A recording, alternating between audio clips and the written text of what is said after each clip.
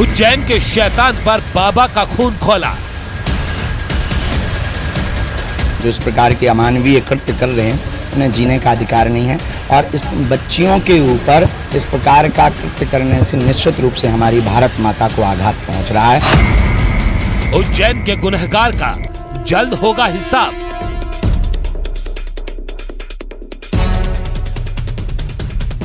बेटी को ना समझने वालों सीधे नरक में जाओगे। दुनिया में बेटी ना होगी बहू कहां से लाओगे। लड़कों से ज्यादा लड़की माँ बाप की सेवा करती है। कितना भी तुम उसको डांटो फिर भी तुम ही पे मरती है। जुल्म करोगे यूं बेटी पर तुम खूनी कहलाओगे। दुनिया में बेटी ना होगी बहू कहां से लाओगे। मेरी नसीहत तुम भी सुन लो,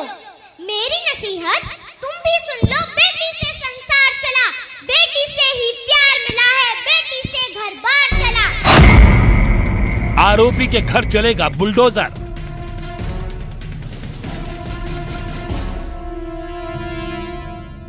बुलडोजर भी चलेगा, जिनकी जिंदगी पर बुलडोजर चलेगा। ऐसे लोग नहीं बच सकते।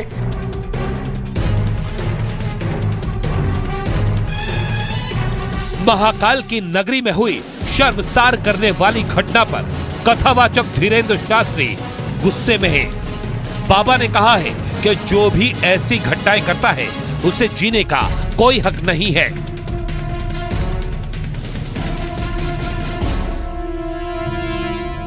इनके ऊपर घोर कड़ी कार्रवाई होनी चाहिए और इनको जीने का अधिकार नहीं है। जो इस प्रकार के अमानवीय कृत्य कर रहे हैं उन्हें जीने का अधिकार नहीं है और इस बच्चियों के ऊपर इस प्रकार का कृत्य करने से निश्चित रूप से हमारी भारत माता को आघात पहुंच रहा है। इसलिए सरकार को, प्रशासन को मजबूती के साथ कार्रवाई। महाकाल की नगरी में शर्मसार करने वाली घटना के बाद पुलिस ने आरोपी ऑटो रिक्शा ड्राइवर को गिरफ्तार किया।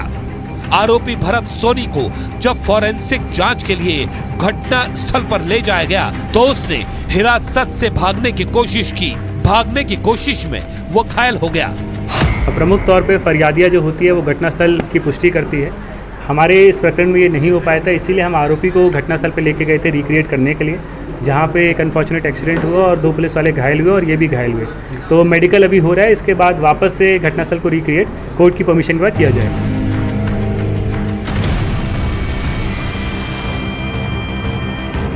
8वीं की छात्रा सतना की रहने वाली है। 24 सितंबर को अपनी स्कूल ड्रेस में वो घर से लापता हो गई थी। वो ट्रेन से उज्जैन पहुंची और कई ऑटो रिक्शा चालकों से लिफ्ट मांगी,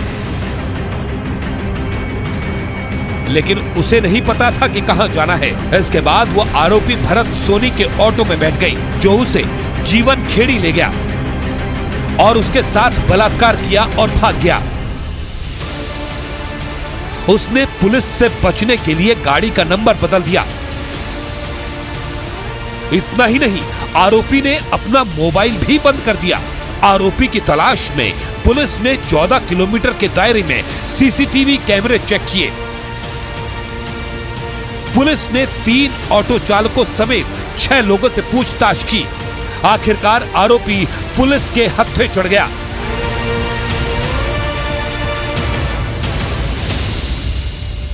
इस केस को डिस्ट्रिक्ट जो को प्रोसिक्यूशन है उससे कोऑर्डिनेट करके हम फास्ट ट्रैक के लिए मूव करेंगे। हमारे पास क्योंकि बहुत ज़्यादा कॉन्क्रीट मेडिकल एविडेंस नहीं है, हमारे पास सिर्फ और सिर्फ जो फरियादी हैं सतना में जिन्होंने बच्ची की रजिस्टर कराई है और जो हमारा खुद का पुलिस का या काउंसलर्स का इंटरेक्शन रहा है, तो कहीं ना कहीं वो जो सामान्य तौर पे लोग उस उम्र में बता पाते हैं वो नहीं बता पाई।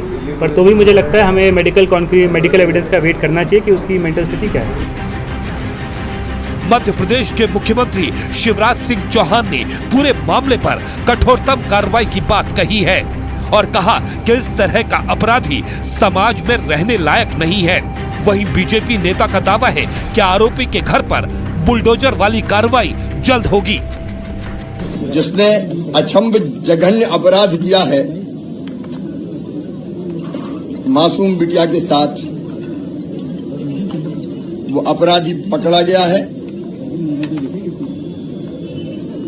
उज्जैन का ही है, भरत नाम है उसका, पकड़ने में वो घायल भी हुआ है, उसको कठोरतम दंड दिया जाएगा। हम कसर नहीं छोड़ेंगे अपराधी को कड़ी सजा दिलाने में।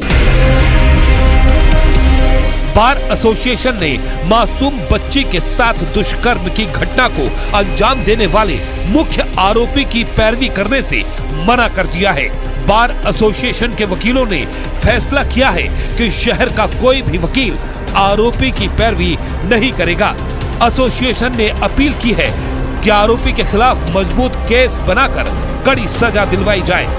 जिस प्रकार से ये घटना हुई है, ये बड़ी शर्मसार करने वाली घटना है। इसने हमारे सिर्फ नगर को नहीं, पूरे मध्य प्रदेश को कलंकित किया है। हमारे अधिवक्तागण इसके अंदर जब भी वहाँ पर न्यायालय में इनका ट्रायल चलेगी, हम पुरजोर तरीके से इसका विरोध करते हुए और वहाँ पर इनको कड़ी से कड़ी सजा दिलाने की, यहाँ तक कि फांसी की भी मांग की जाएगी। और हमारा कोई भी बार एसोसिएशन का पदाधिकारी और कोई अधिकारी इन लोगों का किसी का साथ नहीं देगा। आरोपी ने पुलिस को बताया कि सोमवार सुबह नाबालिग लड़की को अकेला पाया और उसे लिफ्ट देने की पेशकश की। इसके बाद वो उसे एक सुनसान जगह पर ले गया। आरोपी ने जीवनखेड़ी गांव जाकर उसके साथ दुष्कर्म किया। इसके बाद उसे वहीं छोड़कर भाग गया। बाद में दूसरे ऑटो ड्राइवर ने उसे एक कॉलोनी में उतार दिया। वहां वो बच्ची 2.5 घंटे तक मदद के लिए भटकती रही। फिर एक आश्रम के सामने बेहोश हो गई। आश्रम के एक पुजारी की नजर उस पर पड़ी तो उसने पीड़िता को कपड़े और खाना दिया। तो इस बालिका से पूछा कि तुम्हारी दुर्दशा किसने की है। उसकी आंखें पूरी स्वेलिंग से भरी हुई थी, पाँव में पूरी ब्लीडिंग हो रही थी, आंखें उसकी बिल्कुल भरा रही थी, बार बार वह अपने शरीर से लड़खड़ा रही थी।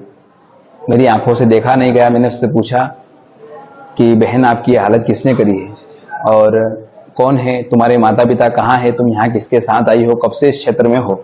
लेकिन वह बालिका अपनी ही भाषा में कुछ बोल रही थी जिसे मैं समझ नहीं पा रहा था। बार बार वह कुछ बोलने का प्रयास कर रही थी लेकिन मैं समझ नहीं पा रहा था। 2-3 बार मैंने पेन कॉपी भी उसके हाथ में दिया कि यदि मैं समझ नहीं पा रहा हूँ या तुम बोल नहीं पा रही हो तो इसमें लिख करके कुछ बताओ। यदि अपने माता पिता का मोबाइल नंबर जानती हो तो मेरे मोबाइल का मैंने कीपैड निकाल करके दिया कि इस पे लगा करके बात करो या आप पेन डायरी में लिख करके मुझे बताओ। लेकिन वह बालिका उस विषय में मेरी कोई मदद नहीं कर पाई। मैंने उससे पूछा कि बेटा भूख लग रही है, उसने कहा हाँ मुझे भूख लग रही है। ऐसे हाँ का उसने संबोधन किया। मैंने तुरंत अपने आश्रम में जो स्वल्पाहार में दलिया नमकीन बना था वो बुला करके उस बालिका को दिया खाने के लिए। चाय पिलाई, जल पिलाया, कुछ नकदी पैसे भी उसको मैंने सहयोग रूप में दिए।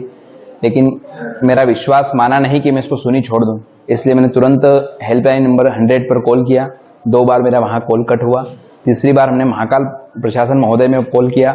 वहाँ से मैं महाकाल थाने का नंबर मिला, महाकाल थाने में कंप्लेंट दर्ज करवाई।